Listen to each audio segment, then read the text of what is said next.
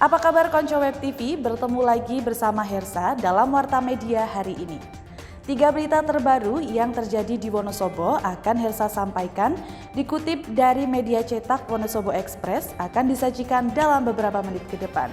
Dan jangan lupa subscribe dulu official Wonosobo TV.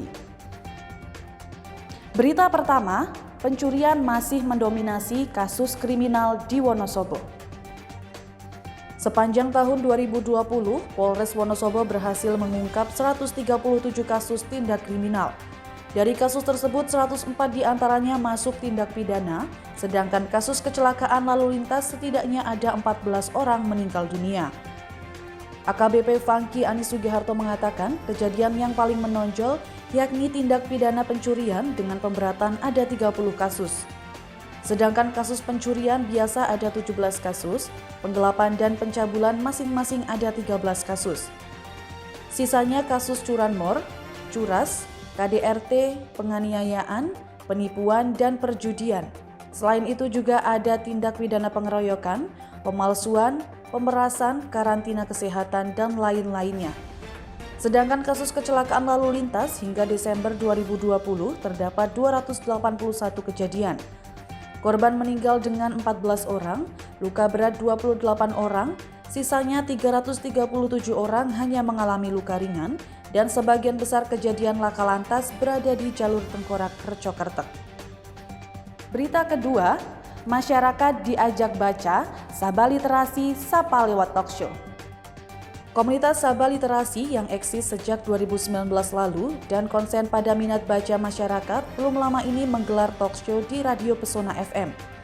Sabah Literasi juga menyoroti rendahnya minat baca masyarakat yang berimbas pada berbagai hal termasuk pendidikan hingga kualitas sumber daya manusia. Salah satu inisiator Sabah Literasi, Feni Wihayati menyebut, komunitasnya memang fokus pada segmen usia anak-anak. Terlebih lagi pandemi COVID-19 yang hampir setahun terakhir melanda dunia dan berpengaruh pada bidang pendidikan. Momentum pandemi ternyata disebut Feni tidak menyurutkan semangat para anggota yang tersebar di beberapa kecamatan. Semenjak pandemi, meski terbatas, kegiatan ini berjalan dengan penggiat literasi lain yang ada di desa-desa. Sedangkan sebelum pandemi, komunitas Sabah Literasi biasanya menggelar kegiatan 2 pekan sekali di Pasar Kumandang, serta di beberapa ruang publik lain. Berita ketiga, 200 anggota PPMAW gelar lapak di depan gedung DPRD.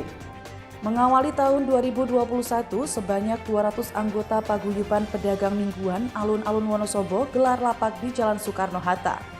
Minggu kemarin menjadi pembukaan pasar wisata minggu yang dimulai dari jam 5 pagi sampai jam 11 siang.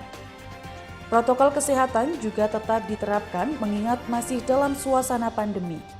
Pembina PPMAW, Idam Khalid mengatakan, guna akomodir kebutuhan lokasi berjualan PKL, Pemkab Wonosobo memberikan tempat sementara di Jalan Tirto Aji dan Jalan Soekarno-Hatta setiap minggu pagi sampai siang.